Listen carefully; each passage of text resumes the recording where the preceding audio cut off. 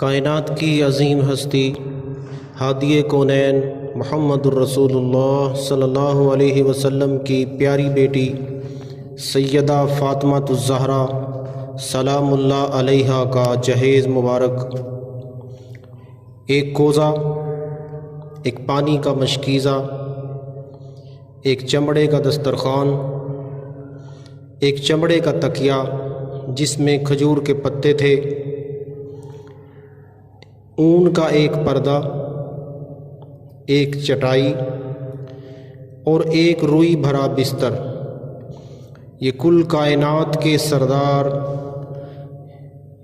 محمد الرسول اللہ صلی اللہ علیہ وسلم کی پیاری بیٹی،